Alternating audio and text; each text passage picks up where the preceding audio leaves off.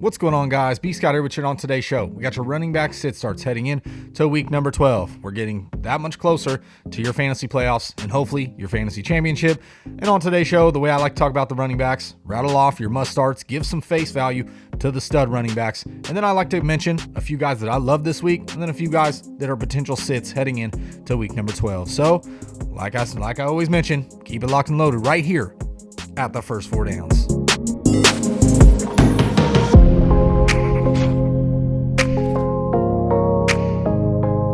Guys, and welcome back. As I mentioned in the preview, we're going through your running back sit starts heading in to week number 12. The NFL at this point in the season, it's been insane.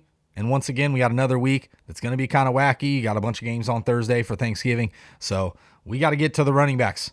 Your sit starts heading in to week number 12. So before we get to today's content, don't forget, like the video, subscribe, share, thumb, bell, all that good stuff, and then comment. If there's a running back I don't mention, because I'm not going to mention all of them, drop in the comment section. I'll be glad to give you my advice. Start sit, start this guy over that guy. Pick two, pick three, however you want to do it. Find me a flex.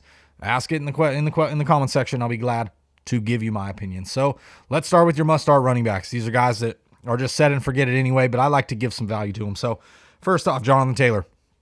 Been nothing short of outstanding. Coming off 5-touchdown game against a tough Buffalo Bills defense.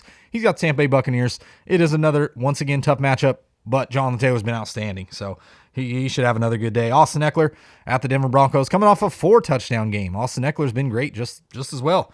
And he's at the Denver Broncos. Kind of a tough spot as well, but you're firing Austin Eckler here. He's doing great. Joe Mixon, number 3. He's been very, very good on the season. I want to say 5-6 straight games with a touchdown. It's pretty insane. And he's got the Pittsburgh Steelers. Once again, kind of a tough matchup, a good divisional matchup, but you got to be firing him here. Coming off a game, 120 yards, 2 touchdowns against the Las Vegas Raiders. Joe Mixon, set and forget it. Najee Harris at Cincinnati Bengals. 3 games straight with a rushing touchdown, and he's getting it done. He's top 5, top 7 option at the running back position. You're starting him every single week. DeAndre Swift versus Chicago Bears. The only bright spot for the Detroit Lions is DeAndre Swift. He's played outstanding and getting tons and tons of volume. So Chicago Bears, like I mentioned, honestly, a lot of these top guys have pretty tough matchups. Chicago's no slouch when it comes to the running defense, but you're starting DeAndre Swift. Zeke Elliott versus Las Vegas Raiders. Reports are he's going to be healthy and ready to go. I'll play through it. That's what his mention was. That's what his quote was. So he's going to be giving it a go. Las Vegas Raiders give up a lot of fantasy points to the running back position. You got to start Zeke. There's no way around it. Nick Chubb at the Baltimore Ravens.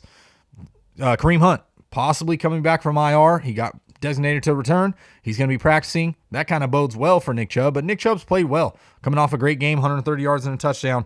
I like him here against the Baltimore Ravens. Another good divisional game to be watching. James Robinson versus the Atlanta Falcons. Still a little banged up, it looks like. Not necessarily all the way effective, but he's getting all the touches when he's out there. So you got to be firing James Robinson. It's a great spot. Atlanta, not very good, especially the run defense. So Dalvin Cook at the San Francisco 49ers. I mean, come on, it's Dalvin Cook, set and forget it. Same thing with CMC's at the Miami Dolphins. You ain't got to worry there. David Montgomery, smash spot here. Hopefully bounce back. Didn't necessarily have a great day last week, but this week at the Detroit Lions, second most fantasy points to running back position. That happens Thanksgiving Day, early morning. That'll be the one bright spot to be looking forward to is David Montgomery. And then my number 12 running back to round it out is Saquon Barkley. Facing the Philadelphia defense, it's not very good against the running back position. 8th most fantasy points to the running backs. And Saquon coming back, first game off injury, and saw almost all the touches. So that's a good sign for his outlook going forward. He's an explosive player, so you're starting him. Got a few guys I'm going to mention. They're just questionable. If they play, I'd be starting him as well. Aaron Jones versus Los Angeles Rams. Obviously, it's Aaron Jones. If he's ready to go, you're starting him. Alvin Kamara, not looking like he's going to be able to give it a go. Missed practice back-to-back days, and he's got to play on the short week Thursday night against Buffalo Bills. But if, for some reason, he was to be out there, you got to probably be firing him. Cordero Patterson, same thing, dealing with an injury at the Jacksonville Jaguars. Good spot to start Cordero Patterson. If he's healthy, you got to fire him. And then Elijah Mitchell, hopefully he's back, just dealing with the broken finger and some pain in his hand. Hopefully he's ready to go. Minnesota Vikings, not necessarily a bad matchup there, so I'd be firing him here. Jeff Wilson didn't look that explosive, so Elijah Mitchell, when he's out there and playing, he's getting tons of volume and tons of good work. So now on to some running backs that I love to start this week. Guys that you might be on the fence with and just have some pretty good matchups. So first off, Denver Broncos running backs, Melvin Gordon and Javonte Williams. I like both of them as starts. Now, Javonte Williams is a little bit on the lower end. He just hasn't been seeing these explosive games. He doesn't get as many touchdowns as Melvin Gordon as well. But Javonte Williams on the season has been great, averaging 5 yards a carry, Looks explosive, but he's still in that complete timeshare with Melvin Gordon. And Melvin Gordon, he's just getting the touchdowns. Gordon, 4 straight games with a touchdown. He's RB 17 on the season in half PPR scoring. The Los Angeles Chargers give up the 4th most fantasy points to the running back position, the 2nd most rushing touchdowns, the most rushing yards. So it's just a great spot for the running backs here in this matchup. They are at home. Melvin Gordon's been great, like I mentioned, 4 straight with a touchdown. And Javonte Williams has shown flashes, had his first 100-yard game a couple weeks ago, and I mentioned he's averaging 5 yards a carry. So I'd probably be starting both these guys. Melvin Gordon, I like better than Javonte Williams, but Williams still a solid flex option this week. Another guy I love, Tony Pollard. Now, like I mentioned, Zeke, a little bit banged up. This is a good spot. The Las Vegas Raiders really been struggling against the running back position. 5th most fantasy points to the running backs, allowing nearly 150-plus yards to starting running backs over the last 3 games. That includes Devontae Booker, Darrell Williams, Joe Mixon. I mean, the running backs are getting it done against the Las Vegas Raiders. And with Zeke a little bit banged up, I could see this being more of a timeshare than just heavy Zeke usage. So Tony Pollard is a guy that he's really on the flex radar in most weeks anyway. As the last couple weeks has been pretty flex relevant. But this week, I love him especially on Thursday. So Tony Pollard, in my opinion, a great flex option or potential low-end RB2 if you have to fire him in a deeper league. Another guy I love, Antonio Gibson. I just want to give him some credit a little bit because he's been carrying the ball a lot over the last couple weeks. Now, yes, you would say he's probably almost a must-start any week as long as he's healthy, but really, he struggled on the season, hasn't been as effective as we hoped, and his pass catching has almost been eliminated. But he's got the Seattle Seahawks. They've given up 3rd most fantasy points to the running back position. They've given up the most receiving yards, but I still think the game script is going to be neutral here. Seattle's offense has really struggled, and the Washington football team, their offense has resurged and playing very well. Gibson averaging 21 carries over his last 2 games since we're coming out of the bye, looking to be healthy, and I could see another solid production day here. Hopefully he finds the end zone to really get his value. Yes, he's not seeing the receiving work, and we know Seattle is susceptible to receiving backs. J.D. McKissick, maybe you can put him in on as a low-end flex option. But I just think the game script alone could be neutral, and that means Antonio Gibson, you could see a heavy usage and a heavy workload. So him, I got to be starting him this week. Coming off the game, 19 carries for 95 yards. Another guy that I actually like as a start this week, Ty Johnson. At the Houston Texans, some people have him on the fence as a sit. Some people have him as a start. I like him just because I think he's more explosive than Tevin Coleman. I really do. At this point in his career, Tevin Coleman, man, you might as well just throw anybody out there. But Houston, 6th most fantasy points to the running back position, the 2nd most yards, allowing 4.8 yards per carry to running backs. Like I mentioned, Ty Johnson, I really think there's going to be a heavy split here instead of just necessarily Coleman getting all the early down work. And the game script, I think it works both ways. I think you're going to see a split with Ty Johnson either way for carries. And if the Jets were to fall behind to Houston, because I think Houston's offense really isn't half bad, and the defense has played pretty well over the last couple weeks. So I could see Houston being up in this game, and the Jets having to try and come back. Zach Wilson under center. Now, yes, that worries me that maybe he doesn't throw the ball enough to the running back position, but I think just the game script alone, I could see Ty Johnson have a pretty decent day here. Like I mentioned, the game script is really going to play well for Ty Johnson either way.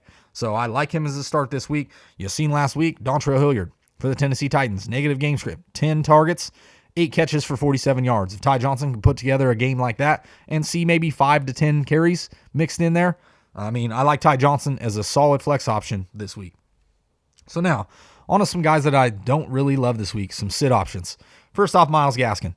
Now, last week I had him as a must-start playing the New York Jets.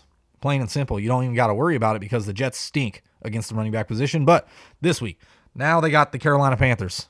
4th fewest fantasy points to the running back position, the fewest receptions, the fewest receiving yards, the fewest receiving touchdowns. They're very good against pass-catching running backs. Now, they have given up the 6th most rushing yards to running backs on the season, but Myles Gaskin's really struggled running the football. I mean, even last week, 23 carries for 89 yards against the Jets team that's just been gashed all season long, and 0 rushing touchdowns. He did have the receiving touchdown, which helped him bolster his day last week.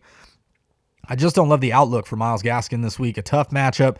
And yes, it bodes well that Ahmed was, a healthy scratch and that they bring in Duke Johnson just to kind of spell Myles Gaskin a little bit, really giving him that full workload that you hoped with Myles Gaskin. But it's not a good matchup here. And I think it's going to take a touchdown for him to get over 10 fantasy points. So I just don't love the matchup. He's a sit for me this week. Damian Harris, I got him as a sit. Now, yes, I understand if you're going to be firing him. I think he still has some low-end flex appeal, but I don't love the matchup. Tennessee, hasn't allowed a running back over 70 yards since week 5, and that was the only running back they allowed over 70 yards and really held Jonathan Taylor to 70 yards rushing. So they allowed, I want to say, 149 yards to James Robinson in week 5. But one game in which they've allowed a running back over 70 yards. That's really, really good. And also, Harris is in a split with Ramondre Stevenson, and you saw it last week. They split right down the middle and really split series completely. And I just don't love that. Damien Harris, 10 carries for 56 yards. I want to say his lowest carry total in the last 4 or 5 weeks. And it's because of the split. So, yes, the matchup, maybe they get into positive game script, and that's where you hope Damien Harris gets 16 carries, 18 carries. He doesn't do enough in the receiving game to warrant me to start Damien Harris as in the PPR format. But I'm just worried that this split is really going to take a lot of his value, and it's going to take a touchdown for him to reach that 10 to 12 fantasy point threshold that really you want for like your low-end RB2s. So Damien Harris is kind of a sit for me this week. I'd be leaning elsewhere on a couple other guys with potential upside, especially in PPR. So then we look at the Tennessee Titans. Running backs, the running back room. Nobody I love against the New England Patriots. Now, New England Patriots, very good on defense, especially over the last few weeks. They've given up the 8th fewest fantasy points to the running back position. But they have been susceptible to pass-catching running backs. 3rd most receptions, the 2nd most receiving yards. But they've given up the fewest total touchdowns to running backs on the season in just 3 touchdowns. Now you got Deontay Foreman, who's more than likely going to carry a bigger load. They let go of Adrian Peterson. Then you got Dontrell Hilliard as your pass-catching option. If Jeremy McNichols can go, then it kills really Dontrell Hilliard's value, in my opinion, altogether. But I just don't love the outlook here.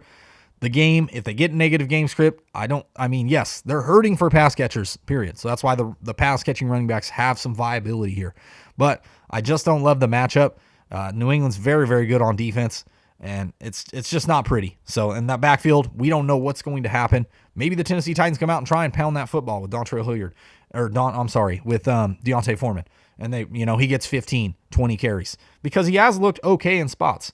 So if the Tennessee Titans want to be able to hang in this game, they're going to have to be able to run the ball effectively to keep New England on the sideline. New England's offense is very efficient. They know how to run the football. They know how to play action pass, and Mac Jones doesn't make that many mistakes. So Tennessee Titans running backs, I just don't love any of them this week. And then another group of running backs that I can't trust is the Buffalo Bills running backs. At the New Orleans Saints, 3-headed monster. Matt Breida, Devin Singletary, Zach Moss. Now, let's say Zach Moss was inactive, and it's just Singletary, and it's just Matt Breida. I still don't know if I love any of these running backs.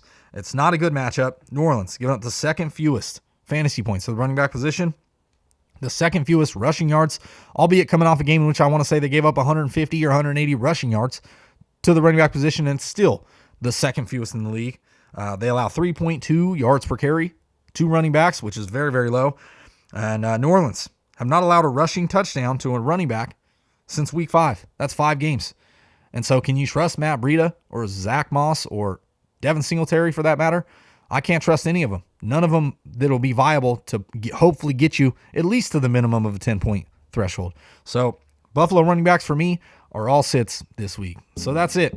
That's my running back sit starts heading in to week number 12. So if you have any questions about any running back, because like I said, I didn't mention all of them, drop in the comment section. I'll be glad to give you my opinion. And while you're there, don't forget, like the video, subscribe, share, thumb bell for all your fantasy football start sit information all season long, heading directly towards the playoffs and your championship week. So for the first 4 downs, it's been B. Scott, and I'm out.